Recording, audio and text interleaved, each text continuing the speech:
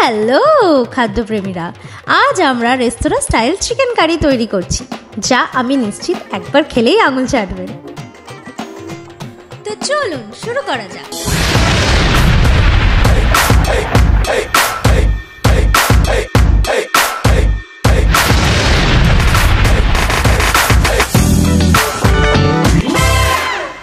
প্রথমে আমাদের প্রধান সেলিব্রিটির সাথে পরিচিত হওয়া যাক, মিস্টার চিকেন। তিনি এখন মশলাদার স্নানের জন্য প্রস্তুত, আর তার এই বাথটাবে রয়েছে টক দই, জিরে গুঁড়ো, ধনে গুঁড়ো, কাশ্মীরি লঙ্কার গুঁড়ো, গুঁড়ো গরম মশলা, বারিস্তা করে নেওয়া পেঁয়াজ আর কয়েকটা কাঁচা লঙ্কা। মোটামুটি আমাদের চিকেন পাচ্ছে ভিআইপি ট্রিটমেন্ট। এইবার ভালো করে কচলে কচলে ম্যারিনেট করা হবে, ঠিক যেমন বিয়ের আগে গায়ে হলুদে বরকনেকে ম্যারিনেট করা হয় সেইভাবে।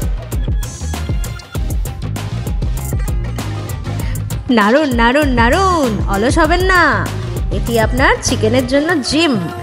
এই ফ্লেভারগুলোকে ভালো মতো কাজ করতে হবে।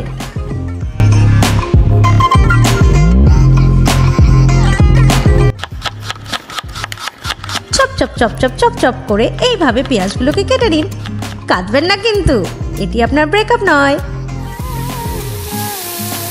গরম তেলে পেঁয়াজ ছেড়ে দিন।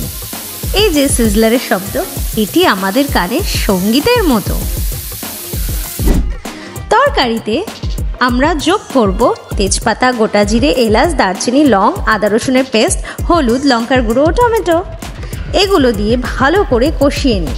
তাতে অ্যাড করব আগে থেকে ভেজে রাখা আলু। এখন এটাকে ঢেকে রাখুন এবং ফুটতে দিন। এখানেই আসল ম্যাজিক ঘটবে, ঠিক নেটফ্লিক্সের মতো। কিছু সময় দিন এবং এটি আরো ভালো হয়ে যায়। ব্যাস, আমাদের রেস্তোরাঁ স্টাইল চিকেন কারি, যা ডিনারের আসল নায়ক হবে, তৈরি। এই সৌন্দর্য দেখুন একবার, স্বাদটা একদম শেফের মতো। আরে সেই শেফ তো আমি, আর আপনিও হতে পারেন।